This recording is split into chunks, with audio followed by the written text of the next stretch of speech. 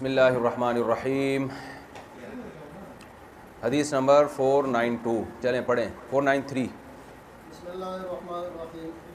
حدیث نمبر 493. میں نے پڑھ لیا نا. چلیں. وعن اسماء بنت ابی بکر رضی اللہ تعالی عنہما قالت سألت امرأة رسول اللہ صلی اللہ سألت امرأة رسول اللہ سألت امرأة رسول اللہ صلی اللہ علیہ وسلم فقالت یا رسول اللہ أرأيت إحدانا إذا أصاب ثوبها الدم من الخيزة كيف تصنع؟ فقال رسول الله صلى الله عليه وسلم إذا أصاب ثوب إحداكم الدم من الخيزة فلتقرصه ثم لتنضح بماء ثم لتصلي فيه. متفق علیہ. حضرت اسماء بنت ابی بکر رضی اللہ عنہا فرماتی ہیں کہ ایک خاتون نے نبی صلی اللہ علیہ وسلم سے پوچھا یا رسول اللہ آپ بتائیے کہ اگر حیض کا خون ہم میں سے کسی کے کپڑے کو لگ جائے تو کیا کرے وہ؟ تو آپ صلی اللہ علیہ وسلم نے فرمایا جب تم میں سے کسی کے کپڑے کو حیض کا خون لگ جائے فلتقرصہ اسے کھرچ ڈالے یعنی خشک ہونے کی صورت میں. ثم لتنضحہ بماء. نضح ینضح کا اصل معنی ہوتا ہے پانی چھڑکنا، پانی چھڑکنا، لیکن یہاں غسل خفیف کے معنی میں ہے. غسل خفیف یہ اس لیے یاد رکھیں کہ آگے بول ما یؤکل لحمہ بول الغلام، لڑکا اور بچی ان کے پیشاب کے بارے میں آگے حدیث آ رہی ہے جس میں حنفیہ اور شافعیہ کا اختلاف ہے. بچی جب پیشاب کرتی ہے تو اس کو تو پراپر طریقے سے دھونا واجب ہے. دودھ پینے والی بچی جو روٹی پہ نہ آئی ہو، اور دودھ پینے والا بچہ جب پیشاب کرے تو اس میں غسل خفیف معمولی سا دھونا بھی کافی ہے. یعنی چھوٹی بچی جو ہے نا جو دودھ پیتی ہے، روٹی ووٹی نہیں کھاتی، اس کا پیشاب زیادہ ناپاک ہے، اور چھوٹا بچہ لڑکا اس کا پیشاب کم ناپاک ہے. تو اور دونوں کے دھونے کے طریقے میں فرق ہے. چھوٹے بچے کے پیشاب کو تھوڑا سا دھونا بھی کافی ہے، اور بڑے لڑکی کے پیشاب کو تسلی سے دھونا واجب ہے. تو وہاں امام شافعی کے نزدیک لڑکے کا جو پیشاب ہے، چھوٹے بچے کا پیشاب، اس کو دھونا واجب نہیں ہے بلکہ پانی چھڑکنا کافی ہے اس کے اوپر. وجہ کیا ہے کہ وہاں بھی نضح کی حدیث ہے، نضح ینضح. تو ہم کہتے ہیں کہ نضح بمعنی غسل خفیف ہے، معمولی سا دھونا. وجہ اس کی یہ کہ اگر آپ پانی چھڑکتے ہیں تو اس سے تو شر اور بڑھ جائے گا، کم نہیں ہوگا، یعنی وہ اور زیادہ گندا ہو جائے گا نا وہ. تو یہاں بھی اس کا الزامی جواب ہے کہ دیکھو یہاں بھی حیض کے بارے میں چھڑکنے کا حکم ہے، جبکہ امام شافعی یہاں کیا مانتے ہیں؟ اس حدیث سے مراد ہے دھونا. تو ہم کہتے ہیں جیسے یہاں نضح سے مراد دھونا ہے، معمولی سا دھونا، تو وہاں بھی نضح سے مراد کیا ہے؟ دھونا ہی مراد ہے. یہ حدیث اس لیے ضروری ہے کہ یہ شوافع کے خلاف الزامی جواب ہے.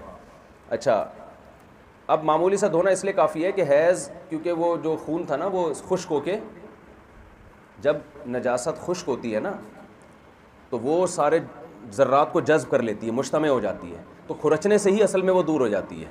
تو پھر معمولی سا دھونا بھی کافی ہے. لیکن جب وہ خون کا دھبا گیلا ہو تو پھر معمولی سا دھونا کافی نہیں ہے، کیونکہ نجاست کے اثرات جو ہیں وہ کپڑے کے اندر جذب ہوتے ہیں.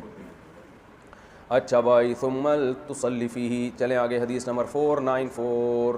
وعن سلیمان بن یسار رضی اللہ تعالی عنہما قالت سألت عائشة عن المني يصيب الصوم فقالت كنت أغسله من ثوب رسول الله صلى الله عليه وسلم ويخرج إلى الصلاة وأثر الغسل في ثوبه متفق عليه. حضرت عائشہ رضی اللہ تعالیٰ عنہ سے پوچھا منی کے بارے میں، جو کپڑے کو پہنچ جائے کیا اب ناپاک ہوگا کپڑا یا پاک ہوگا؟ تو حضرت عائشہ نے فرمایا میں نبی صلی اللہ علیہ وسلم کے لباس سے منی کو دھویا کرتی تھی، پھر آپ نماز کی طرف جاتے تھے اور دھونے کے اثرات آپ کے لباس میں موجود ہوتے تھے.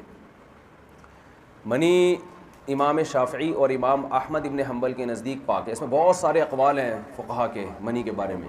بعض فقہا اس کے قائل ہیں کہ جسم پہ لگے تو تھوڑی سی بھی لگے ناپاک ہے، اور کپڑے پہ جتنی زیادہ لگ جائے پاک ہے. بعض اس کے قائل ہیں کہ جب خشک ہو جائے تو پاک ہے، گیلی ہو تو ناپاک ہے. تو میں ائمہ اربعہ کے مذاہب بتاتا ہوں کیونکہ دنیا میں رائج وہی ہیں، باقی تو فقہ سارے ختم ہی ہو گئے نا، کوئی فالو نہیں کرتا اس کو. تو امام شافعی اور امام احمد بن حنبل کے نزدیک مطلق پاک ہے منی، چاہے خشک ہو یا گیلی ہو. اور یہی اہل حدیث حضرات کا، ہمارے ہاں جو اہل حدیث ہیں ان کا بھی یہی ہے. اور امام ابو حنیفہ اور امام مالک کے نزدیک بہرحال ناپاک ہے. البتہ امام مالک کے نزدیک پاک کرنے کا طریقہ یہ کہ دھوئے بغیر پاک نہیں ہوگی، اور امام ابو حنیفہ کے نزدیک اگر خشک ہو گئی ہے تو کھرچنے سے بھی پاک ہو جائے گی، اور اگر گیلی ہے تو دھوئے بغیر پاک نہیں ہوگی. سمجھ رہے ہو؟ حنفیہ کا اصل مذہب تو یہی تھا کہ خشک ہو جائے تو کھرچے بغیر پاک نہیں ہوتی، لیکن متأخرین حنفیہ کا فتویٰ یہ ہے کہ اس زمانے میں اگر خشک ہو جائے تو بھی کھرچنے سے پاک نہیں ہوگی، دھونا ضروری ہے. وجہ اس کی یہ ہے، کہتے ہیں اس زمانے میں منی گاڑی ہوا کرتی تھی، کپڑے پہ جب لگتی تھی تو وہی حساب ہوتا تھا کہ جیسے سارے اجزاء جمع ہو جاتے تھے، تو خشک ہونے سے ہٹتی ہے. وہ کہتے ہیں آج لوگوں کی خوراکیں ایسی ہیں کہ یہ مادہ منویہ بہت پتلا ہو چکا ہے لوگوں کا، چائے پی پی کے، گٹکے کھا کھا کے، اور بھی وجوہات ہو سکتی ہیں واللہ عالم. بہرحال فقہاء نے دیکھا ہوگا نا اپنے زمانے کے لوگوں کو، تو انہوں نے پھر فتویٰ یہ دیا کہ اب وہ اس کو دھونا ضروری ہے. اور پھر کپڑے بھی پہلے موٹے ہوا کرتے تھے، اب کیسے ہوتے ہیں؟ تو پہلے کپڑوں کے اندر پوری طرح جذب نہیں ہوتی تھی، خشک ہو کے واپس مجتمع ہو جاتی تھی. اب کپڑے بھی باریک ہوتے ہیں، وہ پہلے جیسے کپڑے نہیں ہیں، تو وہ اب کپڑوں کے اندر سرایت کرتی ہے. تو اس لیے متأخرین حنفیہ کا فتویٰ یہی ہے کہ اب دھونے کا حکم ہے، دھوئے بغیر پاک نہیں ہوگی. لیکن جو امام حنیفہ کا اصل قول ہے وہ یہی ہے کہ خشک ہو جائے تو دھو کے پاک، کھرچ کے، اور اگر خشک نہ ہو تو دھو کے. ان حضرات کی دلیل کیا ہے؟ امام احمد بن حنبل اور امام شافعی کی، اور جو اہل حدیث حضرات آج کل، انہوں تو ظاہر وہیں سے لیا ہے. وہ دلیل یہ ہے کہ حضرت اسود سے روایت ہے اور حمام سے حضرت عائشہ رضی اللہ تعالیٰ عنہ سے روایت کرتے ہیں کہ کنت افرق المنی من ثوب رسول اللہ.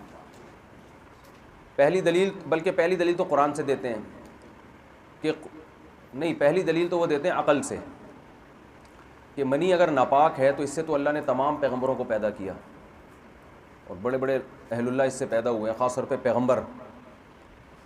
تو یہ کیسی بات ہے کہ ایک پیغمبر کو کسی چیز سے بنایا جا رہا ہو، ایک ناپاک چیز سے.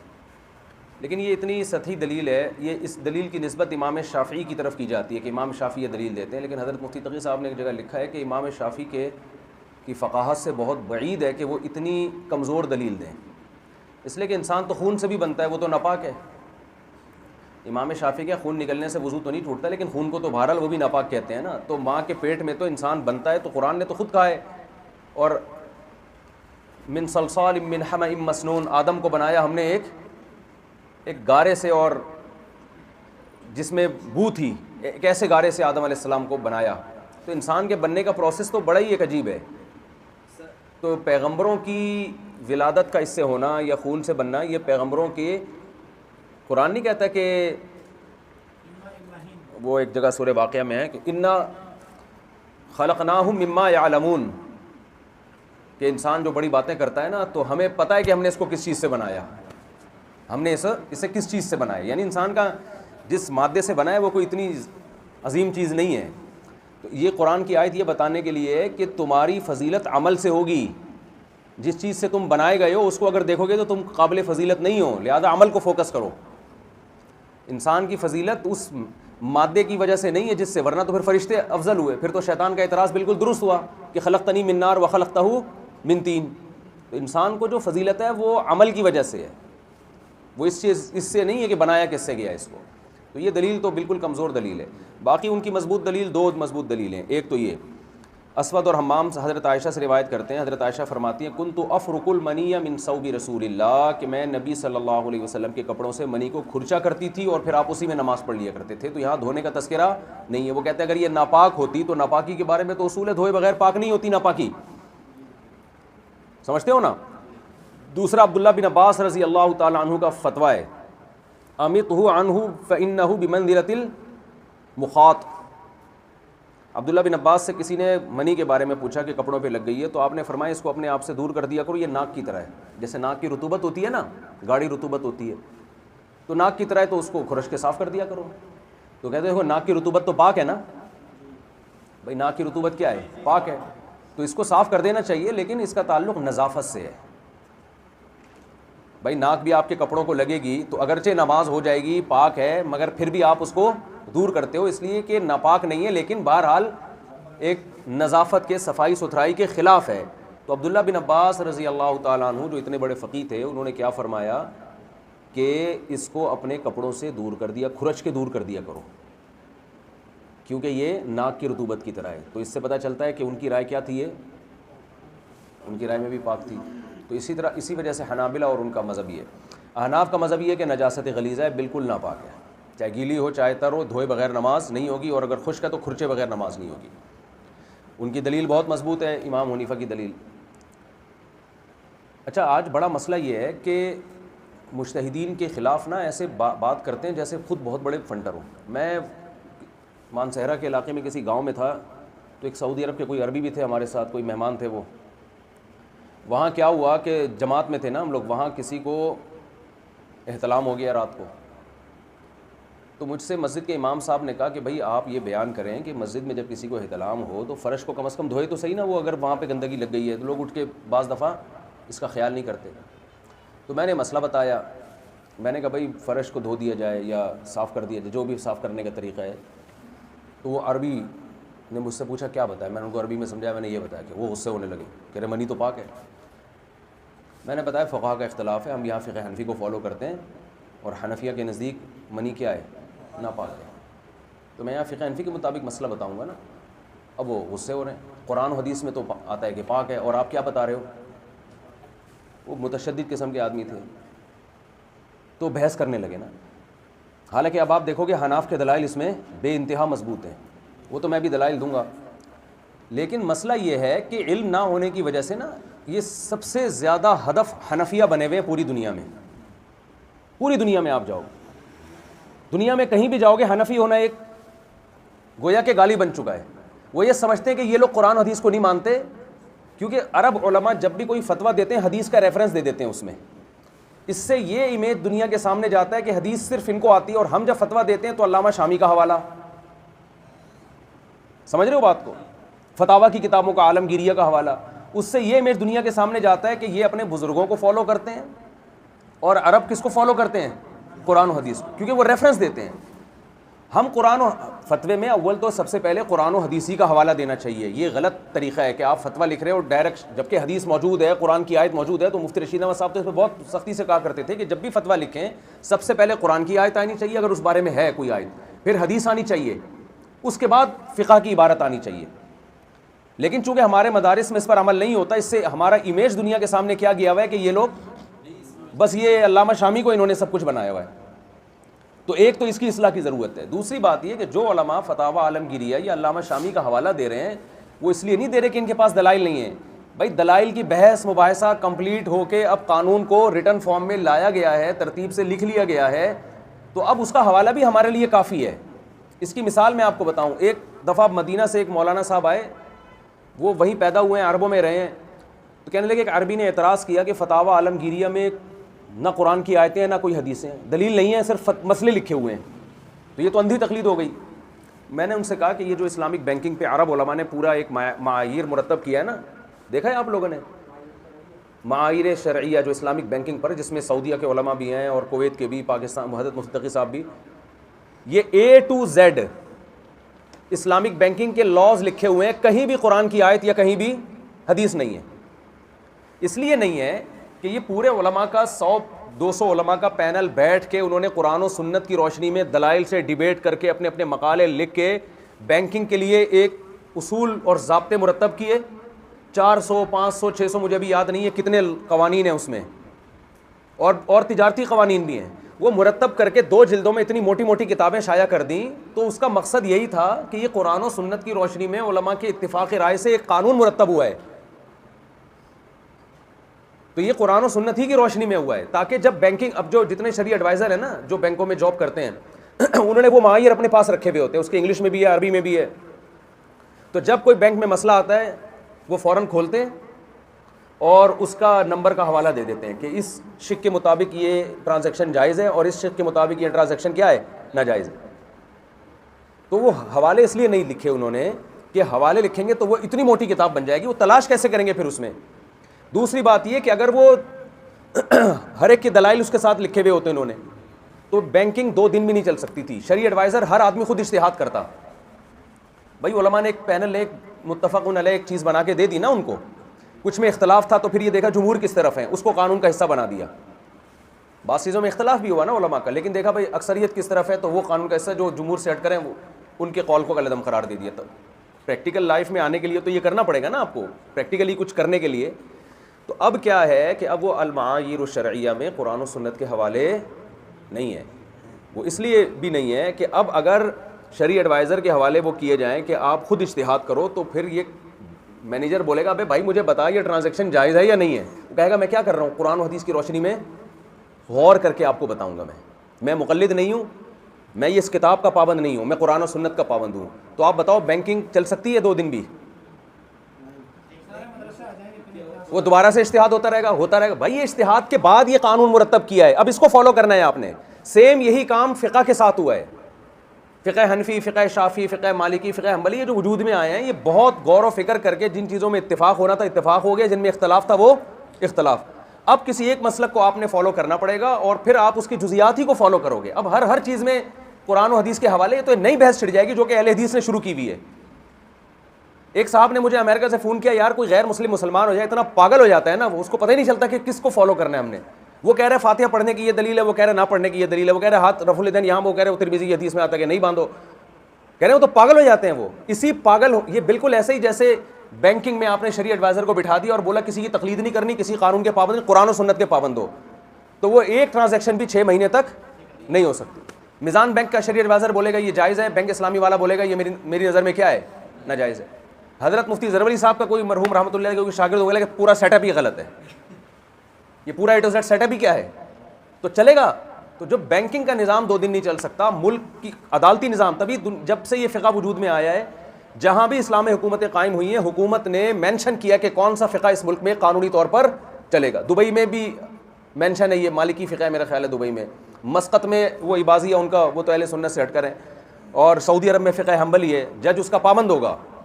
کیونکہ جب آپ پریکٹیکل لائف میں آتے ہیں تو یہ جو آپ کے دعوے ہیں نا, باتیں جو آپ صرف قرآن حدیث کرتے رہتے ہیں, پریکٹیکل لائف میں لوگوں کے لیے اتنا کافی نہیں ہے. قرآن و حدیث سے مرتب جب تک کوئی لا نہیں ہوگا اس وقت تک آپ 1 انچ بھی آگے نہیں چل سکتے, اور لوگوں کو پابند بنانا پڑے گا کہ آپ نے اس لا کی جو لکھا ہوا ہے نا اس کی پابندی کرنی ہے. اس وجہ سے فقہ کی کتابوں میں جزیہ دیکھا جاتا ہے, شامیہ کا جزیہ دے دیا جاتا ہے, بھائی یہ جائز ہے. تو وہ جزیہ اس لیے نہیں کہ اندھے مقلد ہیں, اس لیے کہ اس کے پیچھے پوری تحقیق ہے, تاریخ ہے اس کی ایک پوری, اور وہ عملی طور پر حکومتوں میں چلا ہے. وہ مثال کے طور پر شامیہ کا ایک جزیہ یہ ہے کہ اگر کوئی شخص کسی پلاٹ پر دعویٰ کرے کہ یہ میرا ہے, زید نے دعویٰ کیا بکر کے خلاف کہ یہ پلاٹ کس کا ہے, میرا ہے, تو عدالت کہے گی کہ بکر کے پاس تو یہ پلاٹ 36 سال سے ہے, دعویٰ آپ اب کیوں کر رہے ہو, دعویٰ آپ. زید اگر اس کی معقول وجہ بیان نہیں کرتا, جیسے ایک آدمی کو کسی نے گینڈا کہا, 1 سال بعد اس نے کیس کیا کہ اس نے مجھے 1 سال پہلے گینڈا کہا ہے. عدالت نے پوچھا 1 سال پہلے کہا تھا تو اب کیوں کیس کر رہے ہو, کوئی معقول وجہ پیش کرو. اس نے معقول وجہ یہ پیش کی کہ گینڈا میں نے آج ہی دیکھا ہے, یہ معقول ریزن ہے. ورنہ عدالت کہے گی کم بخت 1 سال پہلے گینڈا کہا تھا, کیس آج کیوں کرا رہا ہے, تو اس بیس پہ عدالت کیس کو خارج کر سکتی ہے, یہ قابل سماعت ہی نہیں ہے. تو اب یہاں بھی ایسا ہی ہے کہ آپ نے دعویٰ کیا کہ یہ پلاٹ کس کا ہے, تو بھائی 36 سال سے تو یہ اس کے پاس ہے, اس کا قبضہ ہے, آپ 36 سال کے بعد کیوں کر رہے ہو. تو اگر معقول وجہ بندہ نہیں بیان کرتا تو عدالت اس کیس کو کیا کر دے گی, خارج, کہ یہ قابل سماعت ہی نہیں ہے. بھائی 36 سال سے کیا کر رہے تھے تم, عدالتیں فالتو بیٹھی ہوئی ہیں. اب قرآن حدیث سے یہ مسئلہ حل ہو سکتا ہے. بھائی قرآن حدیث میں جاؤ گے تو جس کا حق ہے جب چاہے دعویٰ کرے وہ, لیکن پریکٹیکل لائف میں جب یعنی پریکٹیکلی جب یہ اسلامی حکومتوں میں چلا ہے قانون صدیوں تک, عدالتوں کو تجربے ہوئے ہیں کہ لوگوں کو اگر آپ نے فری ہینڈ دے دیا, کوئی اٹھ کے آئے گا بولے گا 250 سال بعد یہ میری نانی کا پلاٹ تھا, تو یا تو معقول وجہ بیان کرو کہ اتنی دیر آپ نے کی کیوں, آپ کو پتہ نہیں تھا اب پتہ چلا, کوئی معقول ریزن بیان کرو, ٹھیک ہے, ورنہ ایسے ہی خام میں نہیں ہوگا. تو ایک چیز عدالتوں میں تجربوں کی سے گزر کے قانون مرتب ہوا ہے, اس قانون جیسا اب اہل حدیث اگر کوئی فقہ لانا بھی چاہے وہ نہیں چلے گا مارکیٹ میں, اس لیے کہ بھائی اس پہ تو صدیاں گزر چکی ہیں, فقہ حنفی پہ, فقہ شافعی پہ, فقہ مالکی پہ, فقہ حنبلی پہ صدیاں گزر چکی ہیں. باقاعدہ پورے ملک چلے ان فقہ پر, تجربوں سے گزر چکے ہیں. تو اس کے بعد جو قانون مرتب ہوا ہے وہ اس جیسا نہیں ہو سکتا جو آج اجتہاد کر کے آپ لوگوں کو لے کر آ رہے ہو اور لوگوں کو تجربے کی بھیٹ چڑھا رہے ہو. آپ سمجھتے ہیں کہ نہیں سمجھتے؟ اس لیے ہم کہتے ہیں اس زمانے میں چاروں فقہ میں سے ایک کی پابندی لازمی ہے. اس کی قرآن و حدیث سے براہ راست دلیل نہیں ملے گی, قرآن حدیث سے اتنا ملے گا کہ اللہ زمین میں فساد کو پسند نہیں کرتا. تو ہر وہ چیز جو مذہب کی بنیادیں ہلا دے, جو عملی طور پر انسان کو پریکٹیکل لائف میں لاوارث چھوڑ دے اور فرقواریت کی بھیٹ چڑھا دے, اب دوبارہ سے اجتہاد ہو کہ ایک دوسرے پہ مناظرے اور ایک دوسرے کے خلاف کیچڑ اچھالنا. جیسے وہ دیکھو نا, وہ عرب کیا کہہ رہا ہے کہ یہ حنفی فقہ میں منی کو ناپاک کہہ دیے تو قرآن حدیث کو بتاؤ، حنفی فقہ کیوں بتا رہے ہو مجھے؟ تو کتنی نفرتیں پھیل رہی ہیں نا اس سے. اور پھر میں اس سے بحث کروں، پھر اس سے میں نے اس سے بات چیت کی، وہ نہیں مان کے دیا آخر تک. پھر ان عربی نے یہ دلیل دی کہ جس چیز سے اللہ نے پیغمبروں کو بنایا ہے وہ تو ناپاک، وہ کیسے ناپاک ہو سکتی ہے؟ مدینہ منورہ کا عربی تھا وہ. میں نے کہا اللہ نے تو خون سے بھی بنایا پیغمبروں کو. کہہ رہے بعض علماء کے نزدیک خون پاک ہے. میں نے کہا آپ کے نزدیک پاک ہے یا نہیں یہ بتاؤ.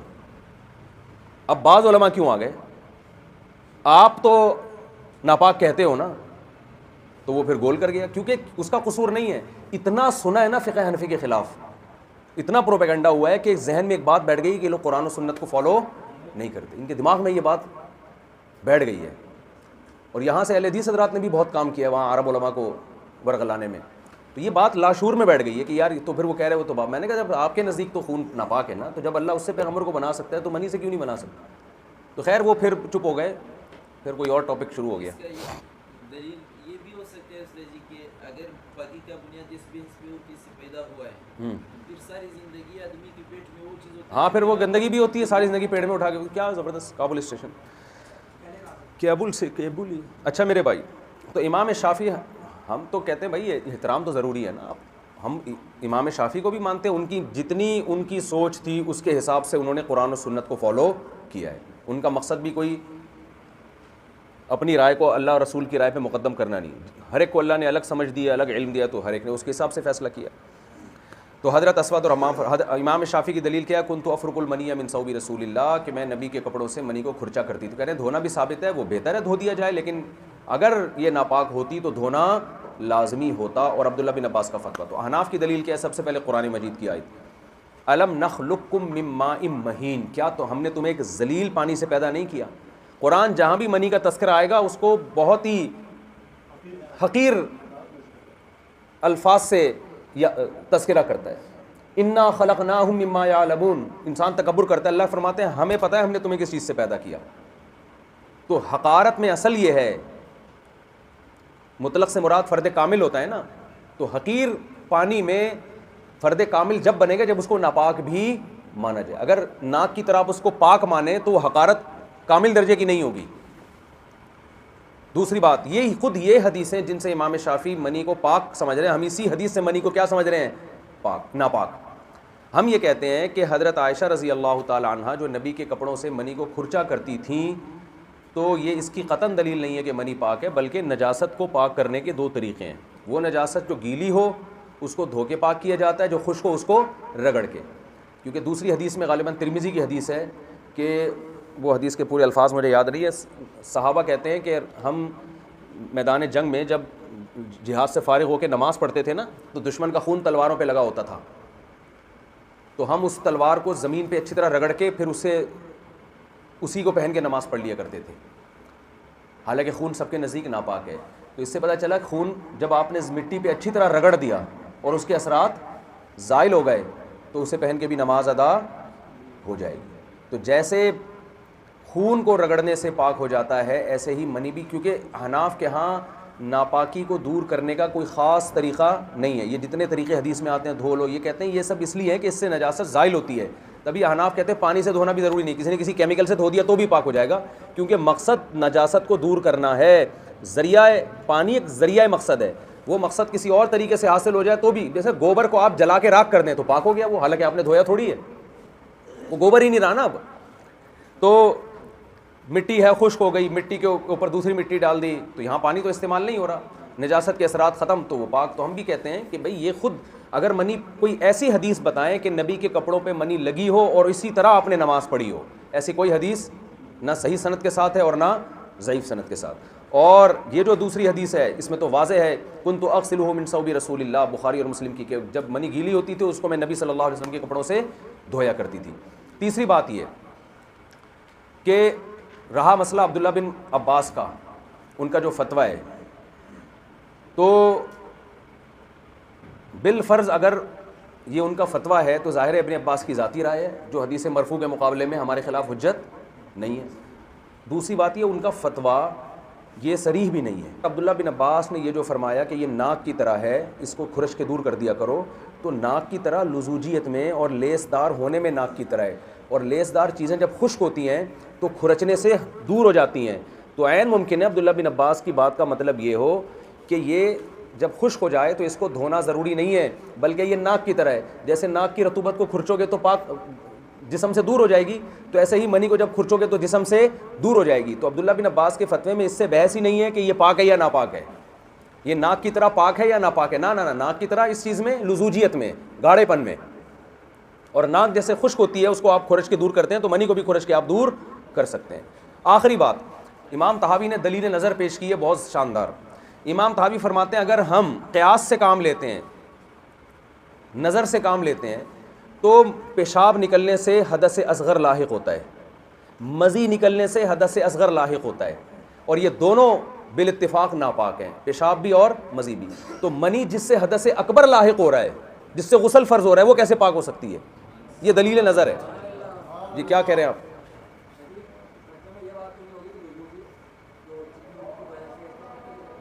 بھائی حضرت عبداللہ بن عباس کہہ رہے ہیں نا کہ گاڑی ہے تو اس کو